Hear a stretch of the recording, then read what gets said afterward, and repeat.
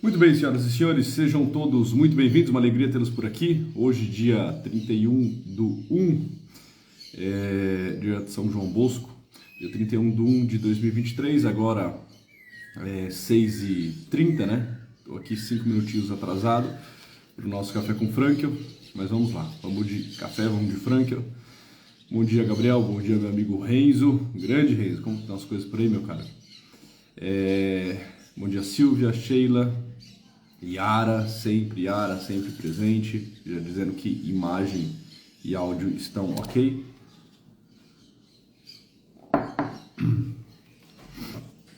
Bom dia, Fádio Oliveira, bom dia, Tomás entrando aqui na sala também. Ana Maria. Muito bem, excelente, bom tê-los por aqui. Espero que tenham passado bem desde o nosso último encontro. Tá bem? Lembrando que essa semana nós iniciamos a nossa terceira turma de pós-graduação em análise existencial e logoterapia frankliana. Da última vez que estive aqui com vocês no programa Café com Frank, eu avisei que as inscrições iam se encerrar, de fato se encerraram. Agora a gente está fechando o processo seletivo, terminando de fazer a avaliação e dar o feedback para os últimos candidatos, né? Nós tivemos aí uma procura muito grande. Daqui a pouco a pós em logoterapia vai estar mais concorrida do que curso de medicina. Foi um negócio, né, impressionante essa terceira turma, assim, o número de candidatos que tínhamos em comparação com o número de vagas, né? Enfim, mas essa semana começa, não sei se tem alguém da terceira turma aqui. Eu sei que muitos alunos dessa terceira turma participam semanalmente e de forma assídua do nosso Café com Frank. Eu sei disso porque eu fiz uma entrevista com todos no 1 a 1, né? Individualmente. Eu assisti o vídeo de todos, então eu sei que muitos participam aqui do Café com Frank. Enfim, é isso. Estamos terminando o mês de janeiro, começando o fevereiro. Espero que janeiro tenha sido um mês frutuoso, um mês de crescimento para todos vocês. Olha lá,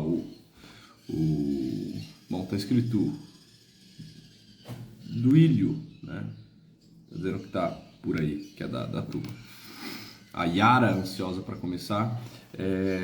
Então, espero que o mês de janeiro tenha sido um bom mês. Um mês de descanso para muitos, um mês de planejamento para tantos, né? Um mês de início para todos. E que fevereiro possa vir com toda essa intensidade, com toda essa magnitude, com toda essa beleza desse mês, que é o mês em que, para muitos, de fato, a coisa começa, né? O mês começou com Maria e se encerra com São João Bosco. É isso aí, exatamente.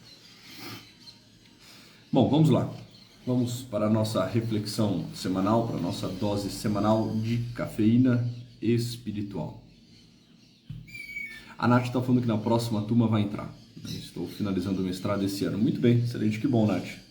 Irei esperá-la em 2024. Muito possivelmente agora, lá para fevereiro de 2024, a próxima turma, né? Acredito que seja impossível alguma coisa antes disso.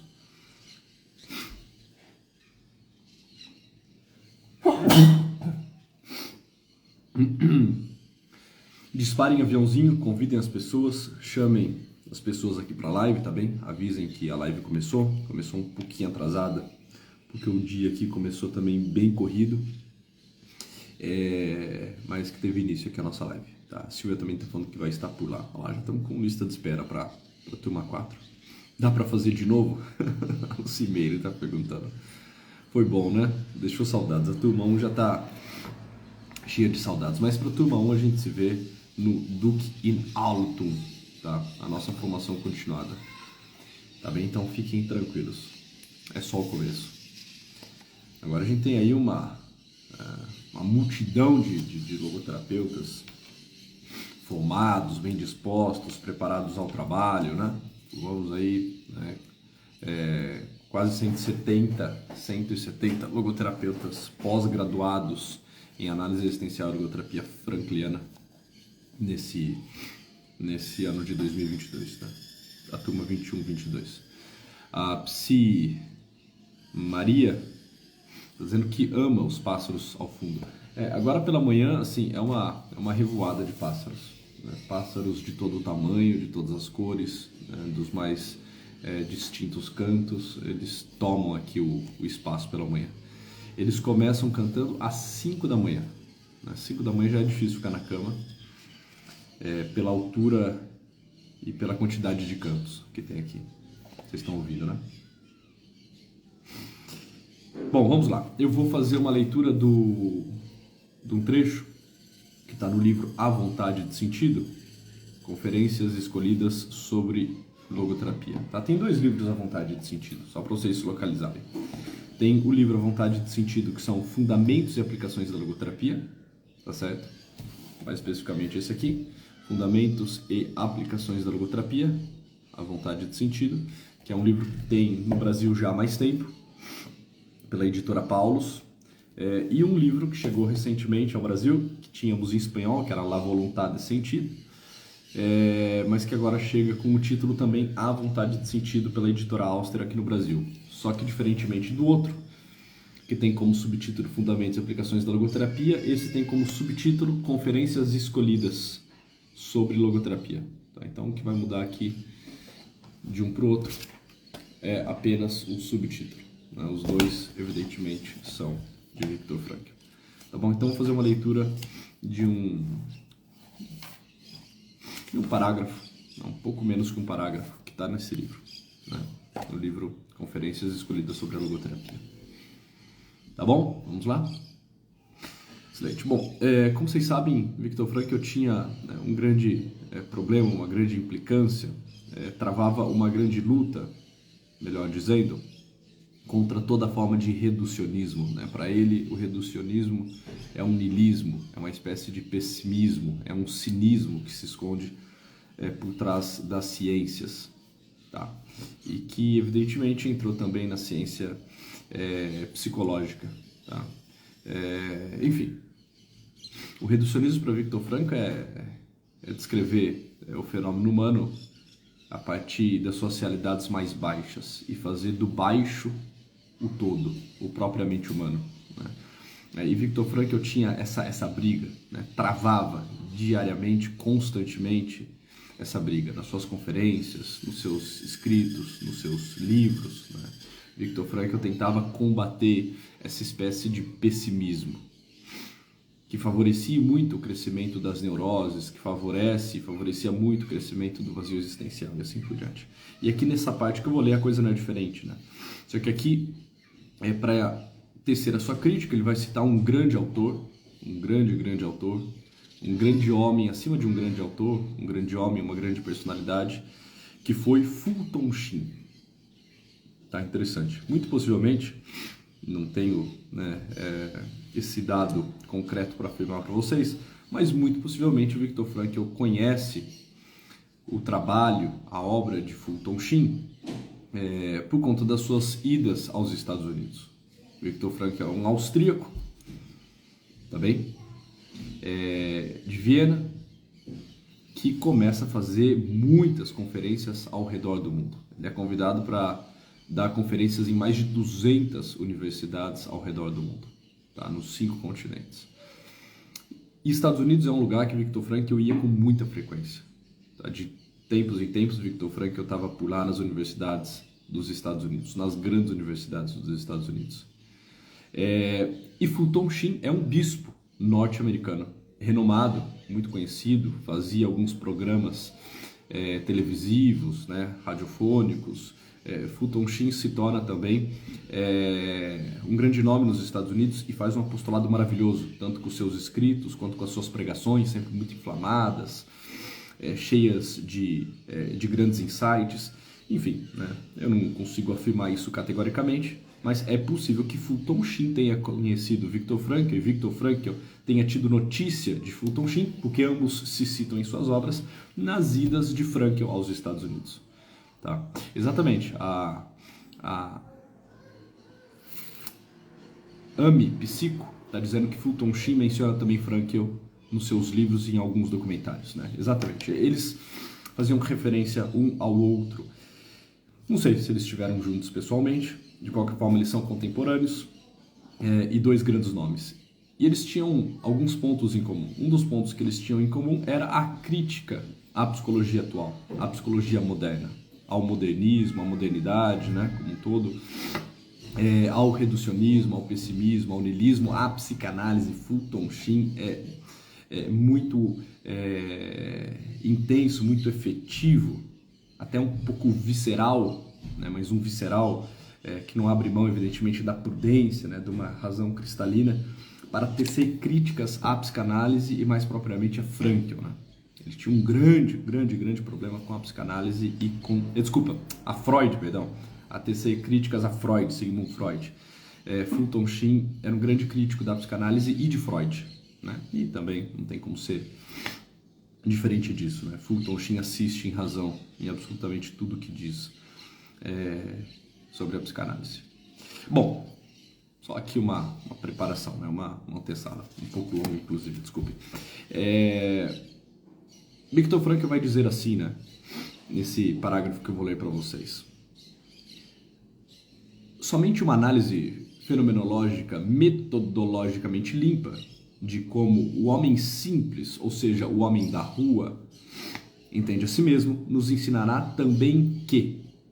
Ou seja, deixa eu limpar essa primeira afirmação que eu trouxe, porque para alguns pode ser uma afirmação cheia de ruídos, de palavras novas. A ideia aqui no Café com Frankl não é fazer um aprofundamento, tá? É tornar a coisa bem palatável, né? Que todos compreendam.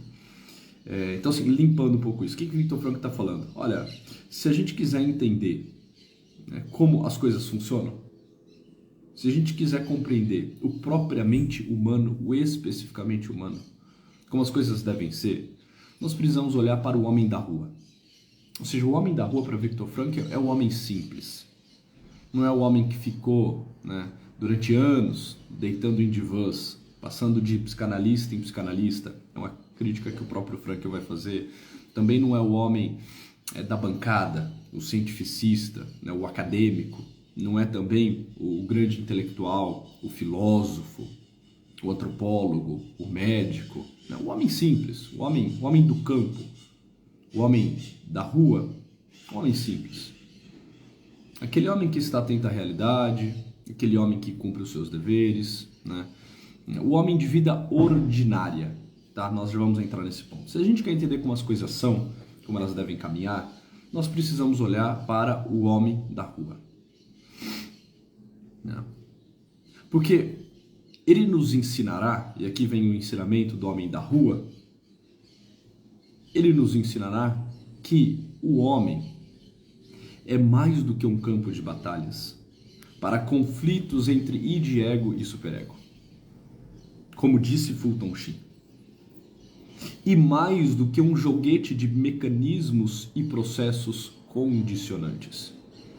Tá? Fiquem tranquilos, porque aqui no Café com Frankl eu trago essas palavras que para muitos são novas, mas eu vou tentando fazer disso algo, né, acessível. Tá? Então, assim, eu sei que para alguns falar de id, ego, superego, falar de processos condicionantes e assim por diante, de análise fenomenológica, metodologicamente, limpa, papapá, são jargões, são expressões que assustam. Mas fiquem por aqui que a gente vai ruminando isso juntos. Bom, então, para o homem da rua,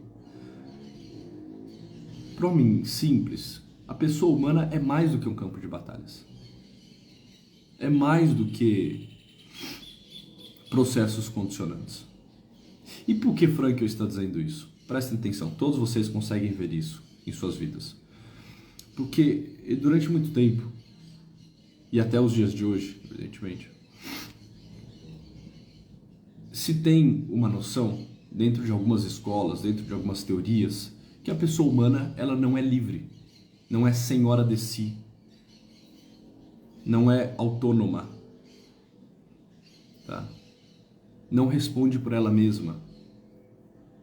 Se tem a ideia, e todos nós mais ou menos carregamos esses germes, e é bem possível que das 100 pessoas que estão aqui, né, uma grande parte viva isso como uma máxima. E quando eu digo uma grande parte, assim, sei lá, algo em torno de umas 95 pessoas, se tem a ideia de que, olha, Eu sou livre pero não mucho, né? Eu sou livre, mas assim, né? Alto lá, né? Eu não sei se a todo momento eu de fato sou capaz de fazer por mim mesmo, de posicionar-me diante do mundo, né? De dar a minha resposta autêntica, convincente. Porque eu me sinto impelido por forças, eu me sinto determinado por circunstâncias. Eu não sei se eu posso fazer as coisas que eu devo, ou se eu sou terrivelmente conduzido em alguns momentos a fazer as coisas que os meus apetites mais baixos me ordenam. Por exemplo, me mandaram ontem à noite inclusive, foi a última resposta da caixinha antes de eu fechar o celular, desligar o celular e deitar. Uma pessoa mandou assim, né? Mais ou menos a coisa era da seguinte forma: olha, eu não tenho interesse em estudar e trabalhar. E agora? Né? A questão era mais ou menos essa. Quem leu lá na caixinha vai se lembrar do que aconteceu. A pessoa mandou assim: olha, eu não sei o que eu faço. A pessoa estava num estado de desespero, né? De perdição, de desorientação. Olha, eu não sei o que eu faço, Luiz Henrique. Eu não sinto interesse por estudar e por trabalhar. E era um homem dos seus 30, 35 anos, tá bem? Um homem adulto que me mandou isso. Eu não tenho interesse de estudar e de trabalhar, de construir uma carreira e agora. Presta atenção, o que essa pessoa ela acredita? Ela está profundamente equivocada. Ela acredita nisso. Né? Nós precisamos ajudá-la. O que essa pessoa acredita? Ela acredita que existe um negócio chamado interesse, por exemplo, um ente abstrato, né? Uma força interior chamada interesse que o determina, que é mais forte do que ele. Entre um negócio chamado eu, entre um negócio chamado minha vida, entre um negócio chamado centro de controle né? E de tomada de decisão, e um outro negócio chamado interesse, o interesse ele é mais pujante, o interesse ele é mais forte. Né? Essa pessoa, para chegar no ponto de falar isso, de escrever isso, num estado de desespero, ela acredita mesmo que existe dentro dela uma pecinha chamada interesse que a determina. Existe dentro dela uma realidade conflituosa que se opõe a alguns deveres que ela tem para com o mundo, para com o outro, chamado interesse, que é mais forte do que ela mesma. Tá? Ou seja, ela acha que ela deve fazer as coisas se e tão somente se o interesse for ativado. Se dentro dela, né, o interesse se mover, pronto, ela faz. Se por algum motivo o botão do interesse estiver apertado, on, ela atua. Se estiver no off, ela apaga, ela definha. Né? Ela não consegue fazer nada. Entende? As pessoas vão trocando os nomes, vão trocando, né, as palavras, os mecanismos, mas praticamente todos, infelizmente, acreditam que existam realidades dentro de nós ou no nosso entorno que nos condicionam. Nos condicionam no sentido assim, de nos determinar mesmo. Sabe? De serem mais fortes, mais importantes, mais determinantes do que a minha liberdade, do que o meu eu, do que esse meu centro de controle e de decisão. Entende? É interessante isso. Algumas pessoas vão achar que, sei lá, elas têm uma dívida histórica. Bom, da outra vez que eu falei isso, o Instagram quase me baniu.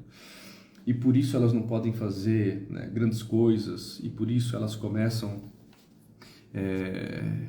enfim, já com grandes déficits. Outras pessoas acham que é por conta da criação que tiveram, dos pais, do fator econômico, né, da educação que receberam, da condição, né, física, fisiológica que possuem.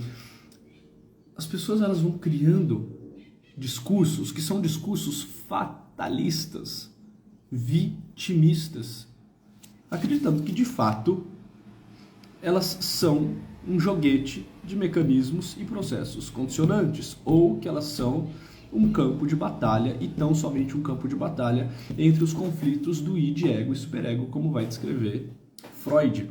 Ou seja, basicamente aqui se tem duas visões, uma visão marxista e uma visão cientificista, né, na qual boa parte de nós nos encontramos. Para o marxista, tudo é um campo de batalha. Para o marxista, assim como para Freud, né, que de alguma forma podemos localizá-lo dentro dessa mesma proposta temática do próprio Marx, né, tudo é batalha, tudo é disputa, tudo é luta. Tudo se dá pelo contraditório. Para o marxista, sim, existem batalhas exteriores, e para Freud, batalhas interiores, que me determinam, que me condicionam, né? Uma visão marxista. Tá? Ou seja, eu sou determinado por isso. Pela condição social, por essas lutas, por esses eventos. Para Freud, eu sou determinado por isso. Por essas batalhas de ego e superego. Eu sou um joguete na mão dessas realidades que compõem o meu aparelho psíquico. Tá bem? E para o cientificista, não são batalhas que me determinam. São processos condicionantes no meio, no mundo, né? Na política, na economia, em toda a realidade geopolítica, no meu contexto e tá? Mas de qualquer forma são duas visões assim que nos jogam para baixo, que nos apequenam, que nos deixam covardes, tímidos diante da vida. Porque, senhoras e senhores, se eu não puder fazer nada, se essa vida não estiver nas minhas mãos, entende? Que grande desgraça, que bela porcaria, entende? Se eu tiver que ficar achando culpados a todo momento. E é o que muitos de nós fazemos, né? Nós começamos a achar culpados. Bom, porque se eu não sou responsável pelas coisas que acontecem comigo, se eu não sou responsável pela minha vida, né, alguém precisa ser culpado, por exemplo, pelos meus fracassos. Alguém precisa ser culpado pelas minhas dores, né? Eu preciso achar justificativas para tudo aquilo que, né, eu fiz. Quer seja de bom, quer seja de mal, enfim, mas eu preciso ficar achando justificativas, né? Enfim, bom, mas continuemos aqui a nossa leitura, né? Ainda nesse parágrafo. O homem comum, aqui está o nosso ensinamento, tá? O homem comum nos pode ensinar que ser humano significa confrontar-se constantemente com as situações. Esse é o ensinamento do homem comum. Esse é o ensinamento da pessoa que está bem instalada na realidade. Que não é o marxista, que não é o cientificista. Aqui Frankl está chamando de o homem comum. O que o homem comum nos ensina, senhoras e senhores? Que ser humano significa confrontar-se constantemente com situações. É isso que o ser humano faz. Para sermos humanos, nós precisamos nos perceber diante de situações e perceber que nós estamos sendo confrontados com essas situações. Ou seja, elas nos impelem, elas nos convocam, elas nos chamam, elas nos questionam. Tá? Delas surge uma voz, surge um verbo, surge um logos que me interpela, que me chama a fazer algo, a tomar uma atitude, a me posicionar. E essa voz surge e eu consigo captá-la, e eu consigo ouvi-la porque eu sou livre. Eu só consigo entender que existe um confronto porque eu sou livre. Eu sou livre para quê? Para decidir o que eu vou fazer. Eu sou livre para dar o meu sim, para dar o meu não, para dar o meu depois, para dar o meu, né? Nunca, para dar o meu talvez. Enfim, eu sou livre para me posicionar diante das situações que surgem. E que cada uma dessas situações é ao mesmo tempo um dom e uma tarefa. Cada uma dessas situações, as quais se apresentam para o homem e o colocam frente a um confronto, são ao mesmo tempo dom e tarefa. É isso que vai nos dizer Viktor Frankl. Dom e tarefa. Por que dom e tarefa? Tarefa porque é a realização do seu sentido. Tá? Ou seja, tem uma tarefa nessas situações que me confrontam. Porque a partir do momento que eu consigo captá-las, que eu consigo entendê-las, que eu consigo ouvi-las e respondê-las, e respondê-las a ponto de atualizá-las, de concretizá-las, puxa, eu consigo realizar um sentido. O sentido do dia, o sentido do agora, o sentido do trabalho, o sentido do cumprimento dos meus deveres, o sentido do amor. Quando nesse confronto com as situações eu me posiciono, eu consigo realizar um sentido. Então tem algo de tarefa. Mas também tem algo de dom, vai dizer Frankl. E o que recebemos ao mesmo tempo como um dom é a possibilidade de nos realizarmos por meio dessa realização do sentido. Ou seja, não é só uma tarefa, porque existe a realização do sentido, é também um dom, porque ao realizar esse sentido, eu me realizo enquanto pessoa. Na medida em que eu faço, na medida em que eu me disponho, na medida em que eu me coloco, eu me apresento ao mundo, porque essa é a questão, né? É saber se apresentar ao mundo. Pois não, eis-me aqui, né? Sou eu, né? Quem me chama? Quem me incomoda? Né? Que queres? Né? O que posso fazer? Quando eu me apresento ao mundo e me apresento em primeira pessoa, eu, Luiz Henrique, né? O que me cabe? O que disso me convoca? Quando eu me apresento, quando eu me sinto convocado e respondo efetivamente, fazendo aquilo que deve ser feito, eu me realizo enquanto pessoa. Aquilo me eleva, aquilo me estimula, aquilo me engrandece. É diferente da atitude do covarde, né? Do homem covarde, do homem tíbio, do homem frouxo. O covarde, o frouxo, ele se esconde.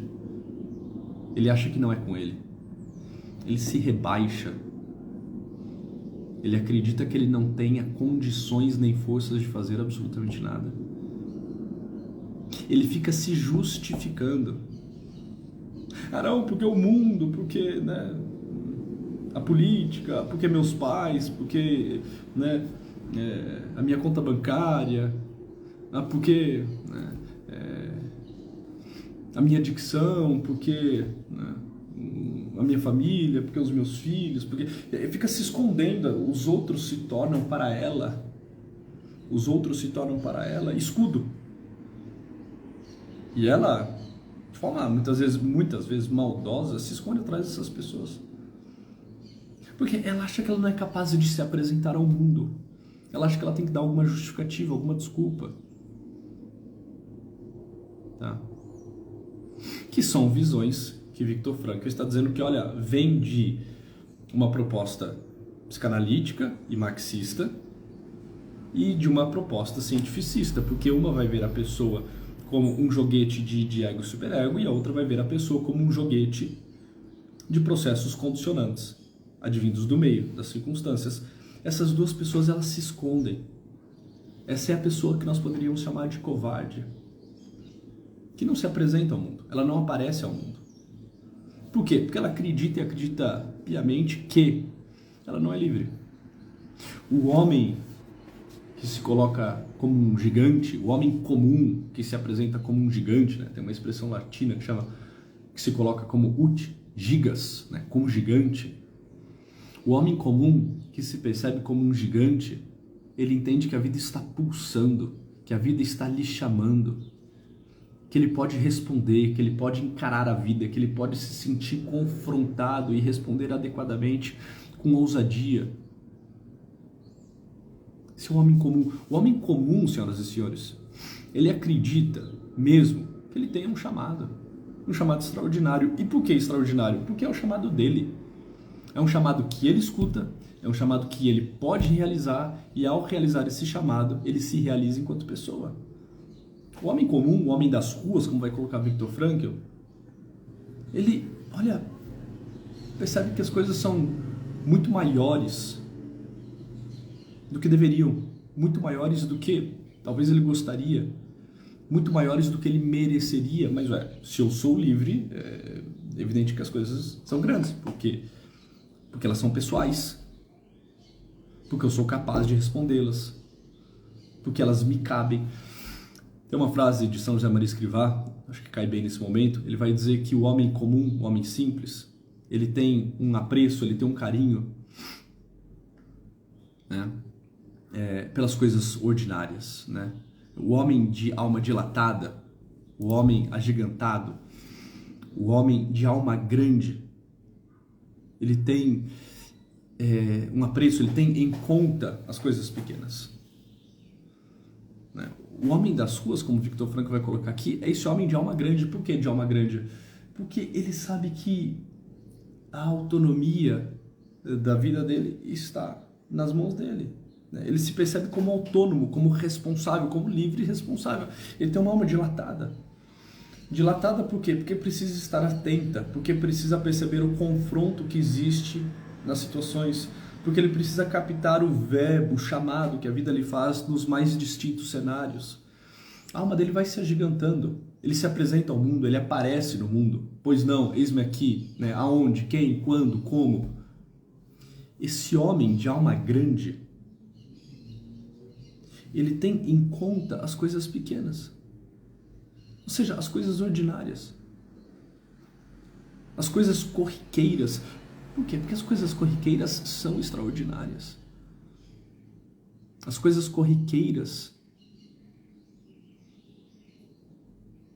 elas são extraordinárias justamente porque elas cabem dentro da ação do homem comum, porque elas o convocam, porque elas o interpelam, porque elas o confrontam, e ele pode responder a elas, e ele pode se posicionar frente a elas. Cada situação, termina Victor Frankl nesse parágrafo, cada situação, e aí pense nas situações da tua vida, nas situações que agora pela manhã já ocorreram, nas situações que muito possivelmente ocorrerão ao longo desse dia. Cada situação, senhoras e senhores, é um chamado ao qual ouvimos e devemos responder. Cada situação é um chamado ao qual ouvimos e devemos obedecer. E obedecer vem disso mesmo, né? De audire. Essa capacidade de escutar, mas uma escuta diferenciada, uma escuta refinada, uma escuta de alguém que percebe que as coisas falam com ele e que ao falar com ele o chamam à responsabilidade. Responsabilidade é a habilidade de responder. Ou seja, se isso fala comigo, me cabe uma resposta. Não a outro. Não de um terceiro. Né? Minha. Tá certo? Cada situação é um chamado.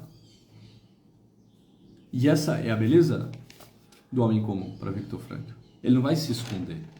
Ele não vai dizer, como disseram lá na minha caixinha de pergunta ontem à noite, como eu estava dizendo, né? Ó céus, ó terra, e agora o que eu faço? Né? Eu não tenho interesse por trabalhar nem por estudar. Eu falei, o que você faz? O que você faz? Você para de acreditar nessa balela. Quem lhe disse que você precisa fazer a todo momento as coisas porque você tem interesse? Você precisa fazer boa parte das coisas simplesmente porque elas precisam ser feitas. E não só porque elas precisam ser feitas, mas também porque você, e tão somente você, pode fazê-las. E porque se você não fizer, ninguém fará por você, entendeu?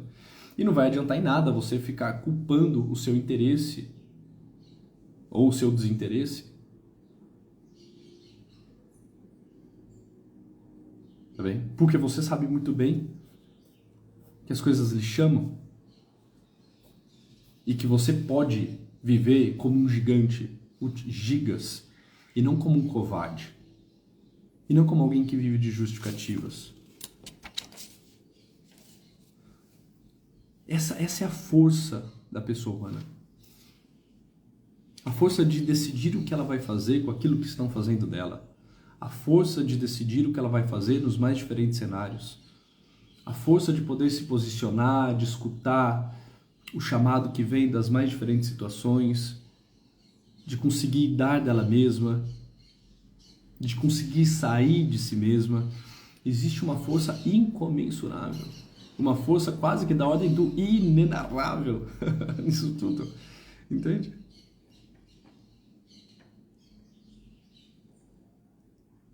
A força de poder falar eu. Eu faço, eu devo, eu cumpro, eu sigo, eu prossigo, eu me decido, mesmo contra tudo e contra todos. Eu faço, ainda que o interesse não me acompanhe, ainda que eu precise arrastar o meu interesse.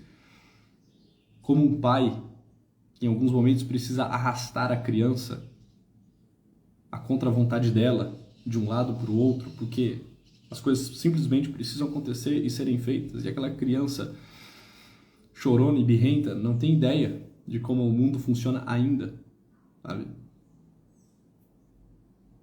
Eu decido, e decido decididamente.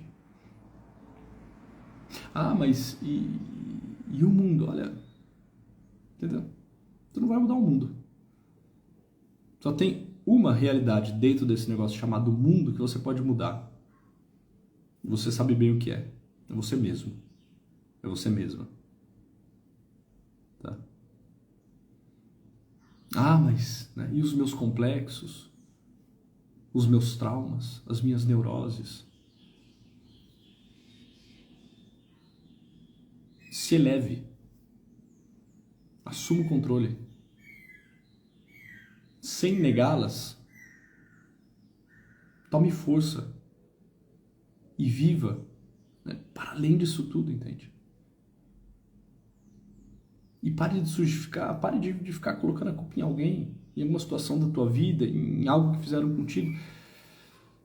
Isso é fonte de grande perdição nos nossos tempos. Né?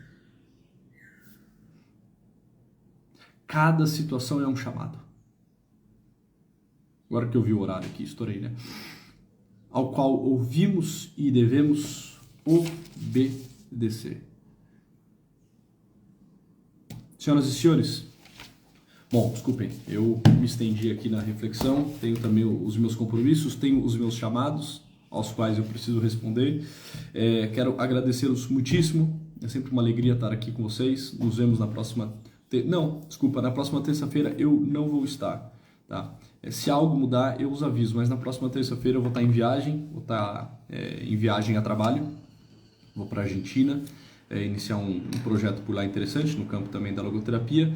Então não vou estar aqui no Café com Franklin. Se porventura eu conseguir gravar por lá, pela manhã, eu os aviso. Mas, de qualquer forma, nos vemos aqui nas caixinhas, nas perguntas, né, no story. E se não der para fazer a semana que vem, que é deve ser dia 7, né?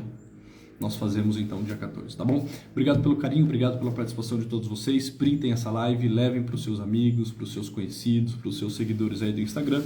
Sempre uma alegria inenarrável estar aqui com vocês. Comecem bem o seu dia, comecem bem o seu dia com força, com constância, né? E sabendo responder adequadamente aos chamados, às convocações que as situações irão lhe fazer.